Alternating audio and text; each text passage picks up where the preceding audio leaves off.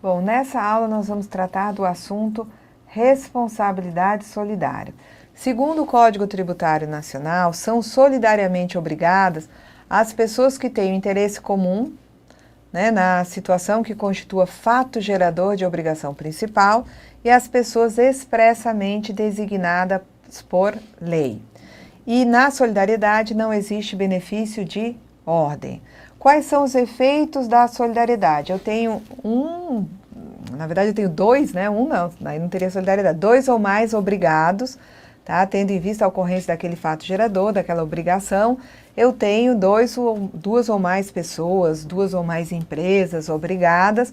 E aí o que acontece, tá, com a solidariedade? O que ela causa a esses obrigados? Se os dois, tá? Eu tenho duas empresas que são solidariamente responsáveis por uma dívida e uma delas paga essa dívida paga por uma, desobriga, tá, a outra a pagar, a outra aproveita, né, o pagamento efetuado pela primeira. Se ocorrer a isenção ou remissão do crédito, tá, vai exonerar todos os obrigados, a não ser que essa remissão ou, né, isenção tenha sido outorgada pessoalmente só para um daqueles, né, devedores. Aí vai subsistir para os demais, tá, a responsabilidade, a solidariedade pelo saldo. A interrupção da prescrição em favor ou contra um dos obrigados favorece ou prejudica os demais, tá? Então, são solidariamente obrigadas as pessoas que têm o interesse comum na situação que é fato gerador de obrigação previdenciária principal e também aquelas expressamente designadas por lei como tal. Solidariedade, conforme nós vimos, não comporta benefício de ordem. Excluem-se da responsabilidade solidária no que diz respeito a essas contribuições que nós estamos, né, examinando desde o início do curso. As contribuições destinadas a outras entidades ou fundos. Então, quando eu digo que eu tenho um contratante e uma empresa de construção civil, obrigados, né, de forma solidária, tá? Eu não envolvo aí as contribuições de terceiros. A responsabilidade solidária não alcança contribuições destinadas a salário, educação, INCRA, SESI, SENAI e SEBRAE, tá? Exclui-se também da responsabilidade solidária aquelas contribuições decorrentes de serviços prestados mediante cessão de mão de obra ou empreitada sujeita à retenção de 11%. Então, entre o banco e uma empresa de vigilância, que, né, tem um contrato entre eles em regime de cessão de mão de obra, o banco está obrigado a reter 11% da nota da empresa de vigilância e recolhe o valor retido em nome da empresa de vigilância. Então, a obrigação do banco é de reter e de recolher o valor retido. Nesse caso, a obrigação é da retenção, eu não falo em solidariedade entre o banco e a empresa de vigilância. Também não se fala em solidariedade quando houver contratação por órgão público da administração direta, também por autarquia ou fundação de direito público de construção civil. Então, quando a administração pública contrata a construção civil, eu não tenho solidariedade entre eles relativamente às contribuições sociais previdenciárias. Agora, são responsáveis, né, solidariamente pelo cumprimento da obrigação previdenciária principal. Empresas que integram grupo econômico de qualquer natureza, elas respondem solidariamente entre elas pela, né, obrigação previdenciária principal. Também respondem solidariamente o operador e o ógmo entre si, relativamente à requisição de mão de obra de trabalhador avulso. Também existe solidariedade, tá? Aqui tá a mesma disposição, né? Só que aqui diz que não se aplica a trabalhadores portuários avulsos cedidos em caráter permanente. E a lei a gente sabe que nem é mais a 8.630. Então, isso aqui foi retirado da Instrução Normativa 971, como não havia sido atualizada, eu acabei errando e mantive aqui a Lei 8.630. Então, assim, operador portuário e ógmo estão, né, na condição aí de solidariamente responsáveis, tendo em vista a requisição de mão de obra de trabalhador avulso. Mas quando o avulso ele é cedido de forma, né, por tempo indeterminado, permanentemente para um operador portuário, ele passa a ser enquadrado na categoria de empregado e ele não vai, né, no que diz respeito à sua remuneração e às consequentes obrigações de efetuar as contribuições, não existe solidariedade do operador com o Ogmon, tá? Respondem solidariamente entre si os produtores rurais integrantes de consórcio simplificado de produtores rurais, pessoas físicas.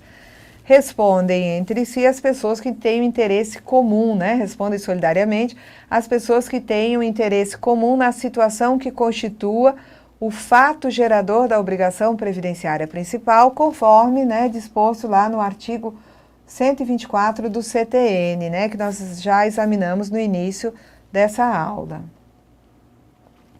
São solidariamente responsáveis pelo cumprimento da obrigação previdenciária principal os titulares e os sócios em qualquer tempo, os administradores do período de ocorrência dos fatos geradores ou em períodos posteriores, de microempresas ou empresas de pequeno porte, baixadas sem o pagamento das respectivas contribuições previdenciárias. Isso de acordo com a Lei Complementar 123. Então, uma microempresa ela pode dar baixa, tá? Tendo débito relativo às contribuições previdenciárias, mas a responsabilidade pelo pagamento vai ser dos titulares e dos sócios, tá? Titular, sócio em qualquer tempo e administrador no período de ocorrência dos fatos geradores e períodos posteriores vão responder solidariamente com a microempresa ou empresa de pequeno porte que foi baixada sem ter pago as contribuições previdenciárias. Então, aqui, né, existe a responsabilidade de titulares e sócios de microempresas e empresas de pequeno porte, tá? No que diz respeito às microempresas, né, e EPP que tenham tido baixa, né? E aqui nós temos ainda que os titulares e os sócios em qualquer tempo e os administradores, né, no período de ocorrência dos fatos geradores ou em períodos posteriores, reputam-se solidariamente responsáveis pelas penalidades também decorrentes da simples falta de recolhimento ou da prática comprovada e apurada em processo administrativo ou judicial de outras irregularidades cometidas pelos empresários, pelas microempresas, pelas empresas de pequeno porte ou por seus sócios ou administradores. Então, aqui também existe solidariedade não só pelas contribuições previdenciárias que não foram pagas e a empresa deu baixa. Aqui, titulares e sócios, administradores respondem, tá, solidariamente pelas penalidades decorrentes da falta de recolhimento de contribuição ou pelas penalidades resultantes, né, da prática, né, devidamente apurada em processo administrativo ou judicial de irregularidades, tá? Então, existe aqui também a solidariedade desses responsáveis. São também, né, solidários no cumprimento da obrigação previdenciária principal as empresas integrantes de consórcio constituídos nos termos aí dos artigos 278 e 279 da Lei 6.404, tá? Observando outras disposições a respeito dessa matéria. Então, a Lei 6.404, vocês deem uma olhada aí no artigo 278, fala da possibilidade, podem constituir consórcio para executar determinado empreendimento. E aí vai ter, né, a solidariedade entre elas, tá? Em relação a créditos decorrentes de obrigações previdenciárias, aplica-se o disposto no artigo 135 do Código Tributário Nacional às pessoas nele mencionadas. Então, o artigo 134, a gente precisa examiná-lo para depois examinar o 135.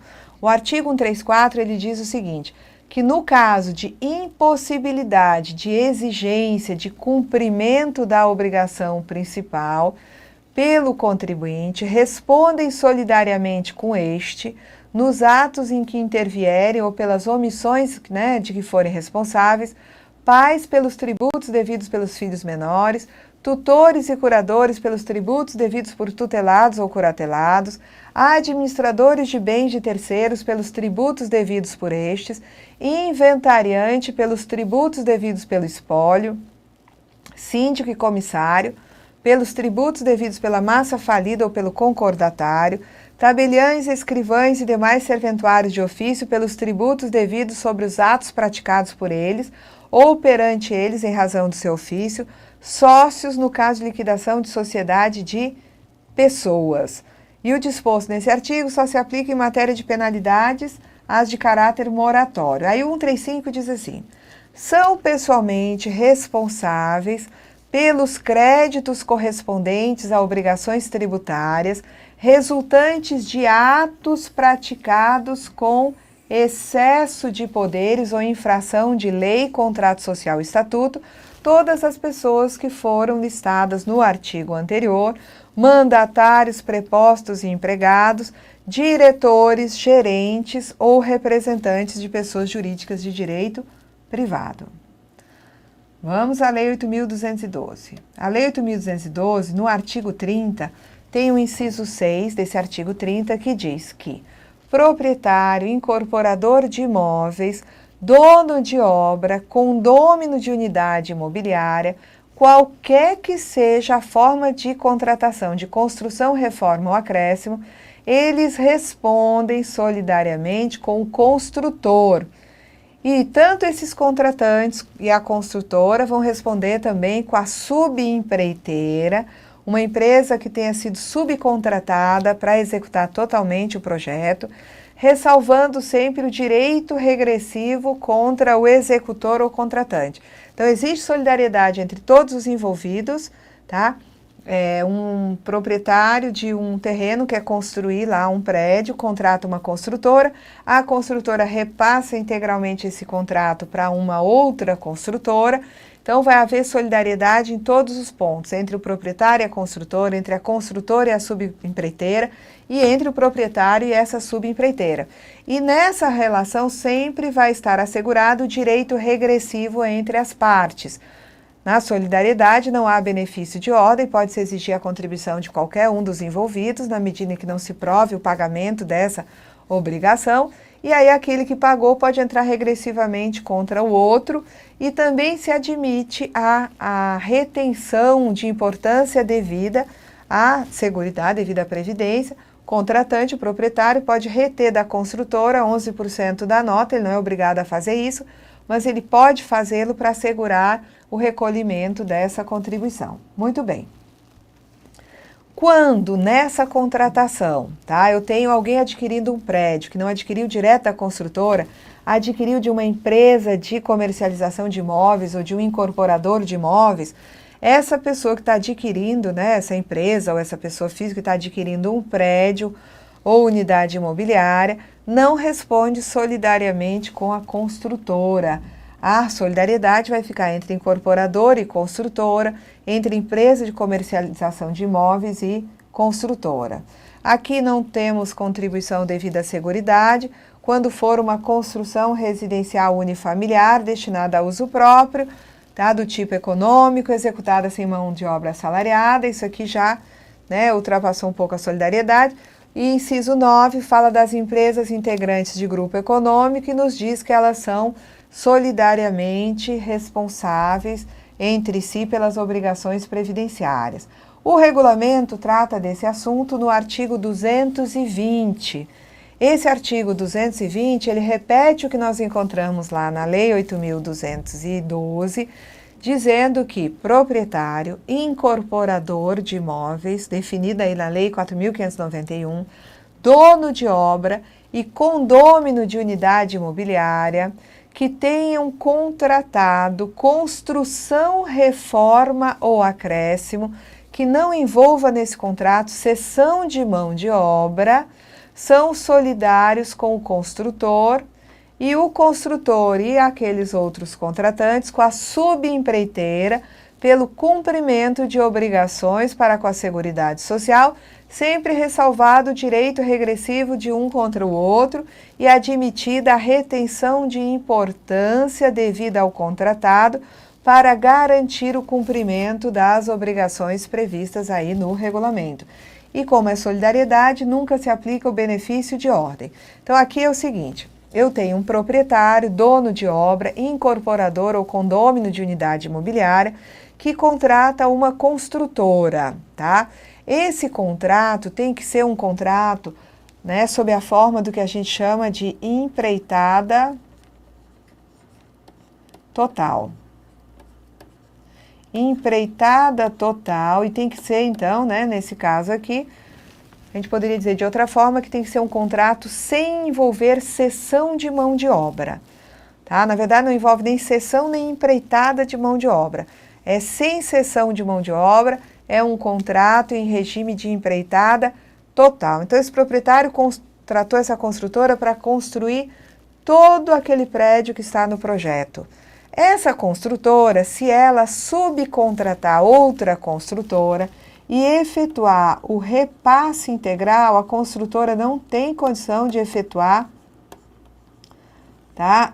De construir aquela obra no prazo delimitado, e ela então, né, negocia com o contratante para repassar integralmente para outra construtora, tá?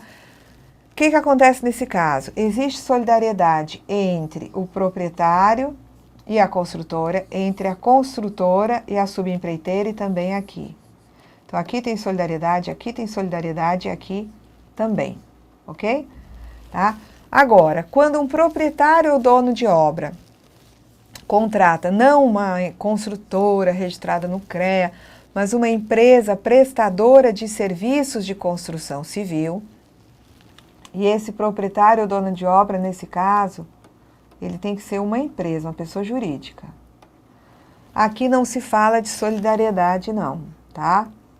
Porque nesse caso, como eu estou contratando uma empresa prestadora de serviço de construção civil, esse serviço vai ser prestado ou em regime de cessão ou de empreitada de mão de obra, o que não é empreitada total.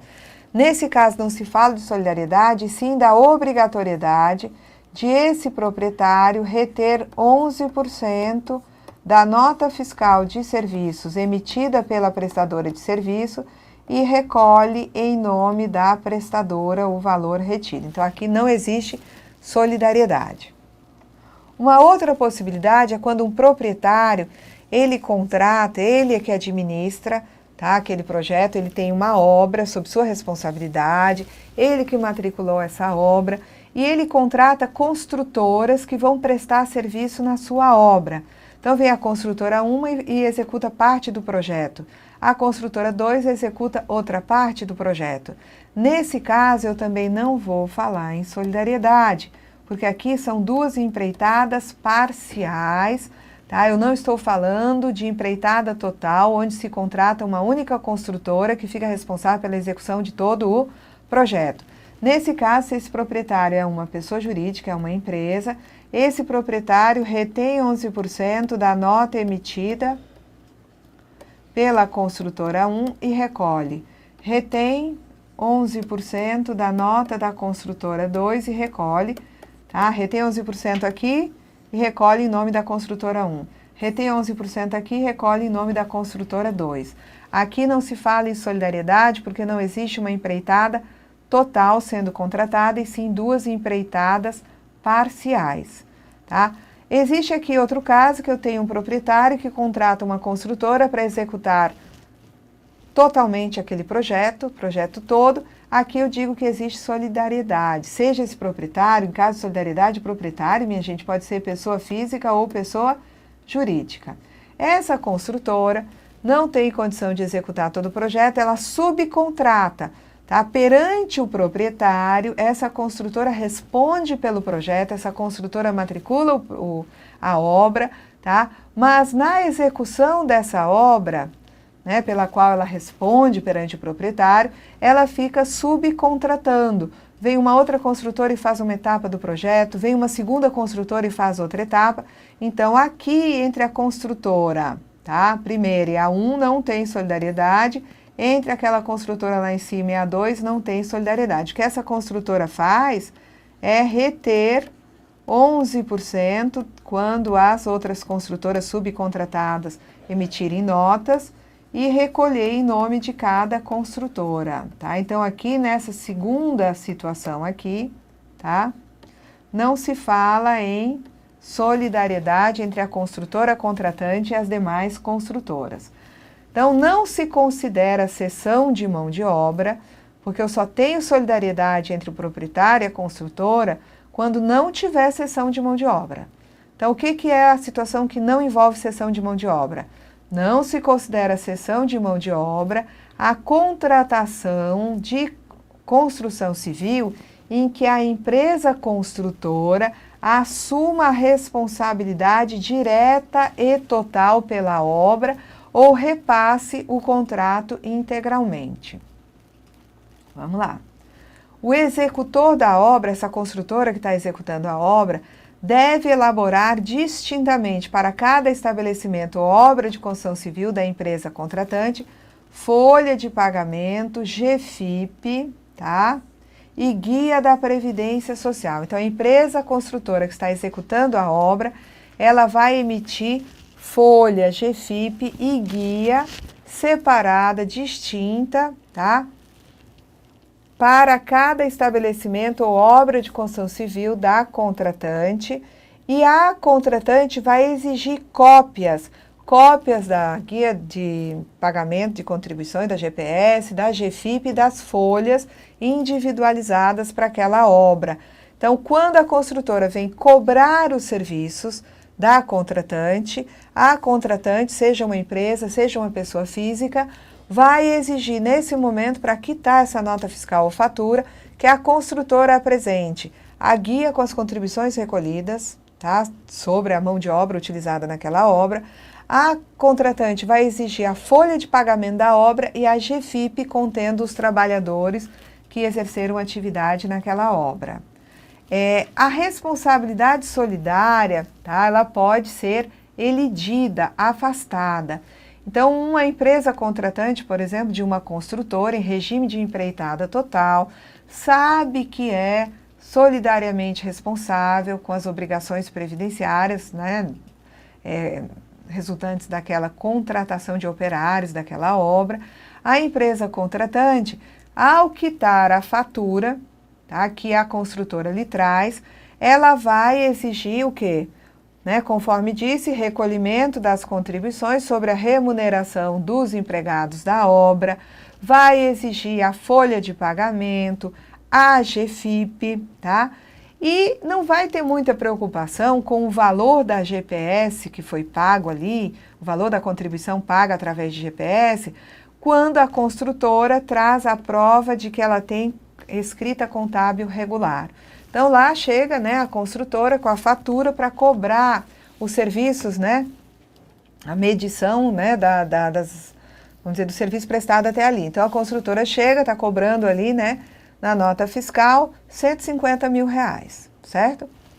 Essa construtora chega com a nota, essa construtora chega com a folha de pagamento da obra, com a GFIP da obra e chega com uma guia, tá, no valor de R$20 mil. As contribuições da obra que foram pagas, né, totalizaram R$20 mil naquele mês.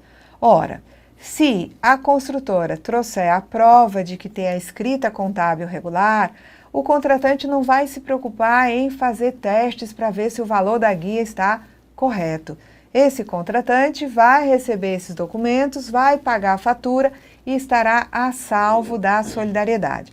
E como é que a construtora prova para o contratante que ela tem escrita contábil regular? Apresentando a cópia do balanço, né, do último balanço exigível, tá? E também uma declaração assinada pelo contador de que mantém contabilidade no ano em curso, tá? Agora, vamos dizer que a construtora chega com uma nota fiscal cobrando, né, os serviços no valor de R$150 mil.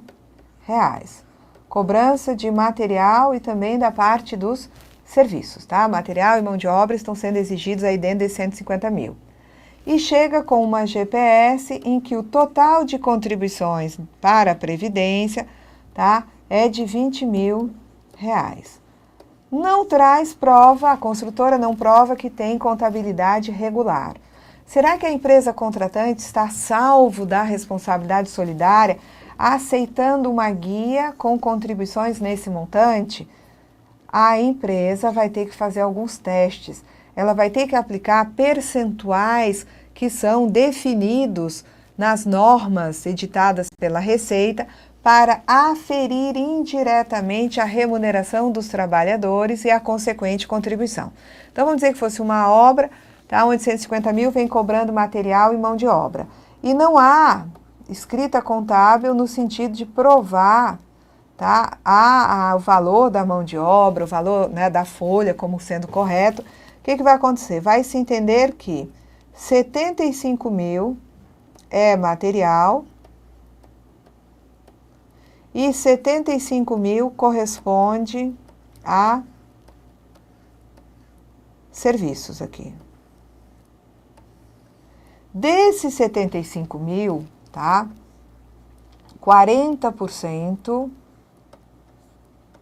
que daria 30 mil reais, vai se entender, isso aqui são os percentuais, estou dando como exemplo, são percentuais extraídos das normas da Receita. 30 mil, tá? Que corresponde a 40% da metade da nota, eu vou entender que isto aqui, minha gente, é a remuneração dos empregados que trabalharam na obra. Ora, se 30 mil é a remuneração dos empregados e a empresa recolheu na guia da Previdência 20 mil reais, qual é a consequência? Essa contribuição está mais do que suficiente, porque sobre a remuneração de 30 mil, eu teria que aplicar 20%, SAT 3% e a parte dos segurados. Isso aqui totalizaria uma contribuição de 31% sobre 30 mil, que daria 9 mil e alguma coisa. Como a empresa apresentou uma guia no total de 20 mil, com contribuições, né, previdenciárias pagas de 20 mil, essa guia está mais do que suficiente.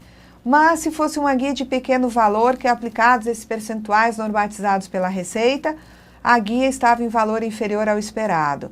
A empresa contratante pode não quitar a fatura e exigir da contratada que ela complemente as contribuições até que o patamar seja atingido, aquele patamar, né, de contribuições esperadas conforme as normas da Receita Federal. Uma outra forma existente de fugir da solidariedade é através da retenção de 11%. A contratante, ela não é obrigada a reter 11% da construtora que está executando aquela obra, mas a contratante pode fazer isso, retém 11% e recolhe na matrícula da obra, tá? E assim garante a quitação das contribuições naquele mês e foge da solidariedade. E quem é construtor? É a pessoa física ou jurídica que executa a obra sob sua responsabilidade no todo ou em parte. O artigo 221 vai falar da exclusão da responsabilidade solidária, que acontece quando eu tenho, tá, um adquirente de prédio ou unidade imobiliária que está comprando a sua unidade de incorporador de imóveis ou de empresa de comercialização de imóveis. Aqui, entre o adquirente, o incorporador ou a empresa de comercialização de imóveis, não existe solidariedade, só vai existir solidariedade aqui, ok? Os outros casos que nós vamos ver adiante, nós vamos tratar na próxima aula. A partir do artigo 222, nós começamos a ter, tá, situações de solidariedade, tá, entre empresas que constituem grupo econômico, entre, né, produtores integrantes de consórcio simplificado. Então, na próxima aula, antes de começar, tá, comentário do artigo 222, eu vou trazer um exemplo de cálculo de contribuições, tendo em vista, né, o valor da nota fiscal no sistema de aferição indireta, quando não há escrita contábil comprovada, tá, a construtora não apresentou prova de escrituração contábil ao seu contratante, o contratante tem que usar os mesmos parâmetros de aferição indireta para verificar se a guia apresentada pela contratada está dentro do que se espera, tá? Então, na próxima aula eu volto a falar de solidariedade com vocês. Até lá, minha gente.